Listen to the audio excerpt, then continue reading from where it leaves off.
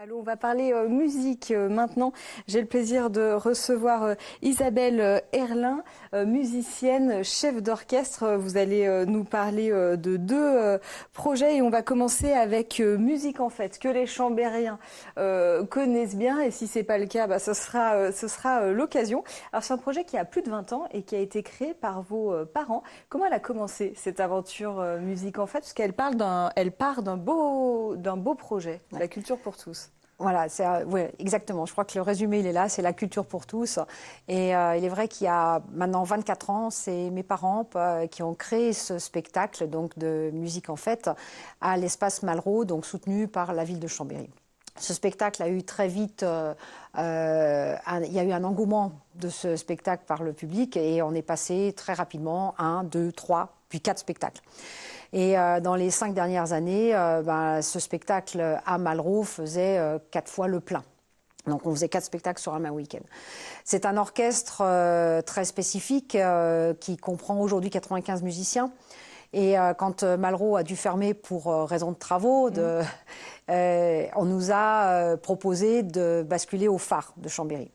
Et donc le phare nous a donné une autre dimension, clairement. Ça nous a permis de basculer dans un monde, on va dire, plus grand. Clairement, la scène est plus grande, les moyens que nous pouvons mettre à notre disposition sont plus grands aussi.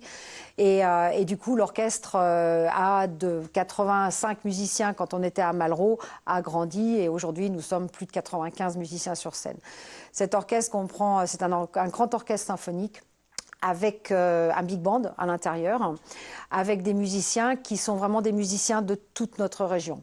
Alors il y a des enseignants, des professeurs qui sont des conservatoires d'Annecy, de Chambéry, de Genève, de Lyon, de Grenoble, et des amateurs du grand bassin chambérien, donc de très bons amateurs, mais également des grands élèves, nos grands élèves qui ont quitté nos conservatoires, qui font des carrières et qui reviennent ponctuellement, donc chaque année, pour ces spectacles du Nouvel An, rejoindre l'aventure Musique en Fête chaque année.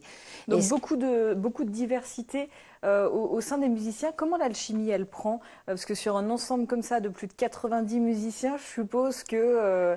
voilà, ça se travaille, cette cohérence. Alors, ça se travaille aussi au fil du temps, parce que comme vous voyez là sur les images, bon, l'orchestre, 95 musiciens, il y en a à 90%, ce sont des musiciens qui reviennent chaque année. Donc aujourd'hui, l'orchestre a une vraie cohérence musicale et c'est un véritable attrait pour les jeunes musiciens de talent, parce qu'on a également de jeunes musiciens qui sont parmi nous, qui viennent des conservatoires supérieurs de Lyon et de Paris. Alors là, vous pouvez voir également des danseuses, donc qui sont des danseuses de Lyon. Et dans les danseurs, nous avons eu la chance cette année d'avoir le danseur soliste de l'Opéra de Lyon qui est venu gentiment apporter son concours à ce spectacle. Et des danseuses qui sont... pour l'une du Conservatoire supérieur de Paris et l'autre des ballets de Béjart de Lausanne, mais qui sont tous savoyards. Donc la jeune danseuse de Paris est chambérienne, la jeune danseuse de Béjart était de Méribel. Donc voyez, c'est un retour aux sources. Exactement, c'est à chaque année, ces jeunes gens nous apportent leur concours, mais sont issus de notre territoire.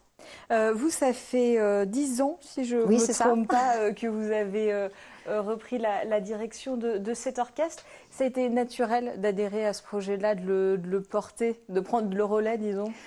Alors, mes parents ont toujours été des fervents bénévoles sur la ville de Chambéry. Et je crois que quand on vit dans le bénévolat, on prend le relais à un moment. C'est où on se dit stop, ou alors on prend le relais. Et effectivement, bon, nous, on a pris, avec un certain nombre de mes enfants, nous avons pris le relais.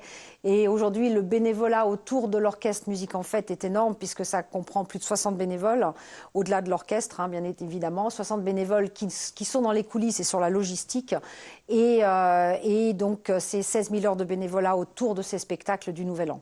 Oui, donc une grosse machine, plus de 4 000, vous avez joué devant, je vais y arriver, plus de 4 500 personnes. Voilà, l'année dernière, 4 500 spectateurs. Au mois de janvier dernier. Vous, en tant que musicienne, cette aventure-là, qu'est-ce qu'elle vous apporte au quotidien? C'est une aventure qui se construit tout au long de l'année. déjà. Là, on est en train de boucler 2019. On est déjà parti sur la création. Ça s'arrête jamais. Voilà, ça s'arrête jamais. Sur la création des spectacles 2020. Et comme les jeunes artistes que vous voyez là, les 4 jeunes danseurs, c'est des personnes qui sont déjà en train de réfléchir. Tout le monde a déjà des idées. On est en train de construire ce spectacle 2020. Et en fait, effectivement, c'est une aventure qui ne s'arrête jamais. Et puis bon, pour monter un spectacle comme ça de plus de 2 heures, en recréant chaque année tout le concert est recréé, c'est-à-dire qu'on ne reprend jamais d'une année sur l'autre. Tous les costumes sont recréés, les chorégraphies, les chanteurs sont renouvelés. Donc, si vous voulez, c'est à chaque fois un nouveau spectacle. Et je crois que c'est ça qui fait qu'aussi les spectateurs nous sont fidèles aujourd'hui. Il y a une spécificité aussi dans cet orchestre-là, c'est on l'a dit avec des bénévoles, c'est une initiative privée. On connaît en Pays de Savoie notamment l'orchestre des Pays de Savoie. Comment ça s'articule, disons? Vous n'êtes pas du tout sur les mêmes créneaux, les mêmes objectifs? Non, parce que d'abord, l'Orchestre des Pays de Savoie est un orchestre uniquement composé de professionnels et qui sont subventionnés. Donc, c'est un orchestre qui est subventionné. Et aujourd'hui, nous, notre orchestre est un orchestre de musiciens. Donc, c'est un patchwork de musiciens, donc des professionnels, des grands élèves et des amateurs. Et donc, c'est vraiment une initiative privée qui fonctionne sur la base de la bonne volonté et du bénévolat essentiellement. Et du coup, c'est vrai que on marche sur les plates-bandes de personnes, parce que l'Orchestre des Pays de Savoie est un orchestre donc, de professionnels qui fait de la musique de chambre. En fait, c'est un plus petit orchestre. Nous, on est sur des œuvres de grands symphoniques. Et donc, on est complètement complémentaires. Donc, on a notre originalité et notre orchestre a sa spécificité. Voilà. L'objectif de base, il y a plus de 20 ans, la culture pour tous, il vous paraît rempli quand vous êtes devant plus de 4000 personnes Alors oui, encore aujourd'hui, même si du fait que le changement de lieu, d'aller de Malraux au phare, nous a obligés à augmenter un petit peu les tarifs, mais malgré tout, on est toujours sur des tarifs qui sont abordables. Donc il y a des tarifs au phare de 20 à 10 euros, donc, et un tarif spécial pour les familles. On aborde les choses, donc on est encore au tiers du prix, si vous voulez, d'un spectacle habituel de cette envergure-là, avec 140 artistes sur scène. C'est-à-dire que c'est pas un groupe rock, on va dire, sans vouloir cataloguer les oui, il y a du monde, c'est voilà. C'est vraiment, c'est 140 artistes, c'est de la musique en direct, il n'y a pas de musique enregistrée. Quand les danseurs ou quand les chanteurs chantent, c'est systématiquement l'orchestre qui est derrière. Et tout ce qui est montage vidéo, c'est un travail phénoménal qui est fait bénévolement par des gens qui sont dans le métier et qui nous font ces créations bénévolement. Alors,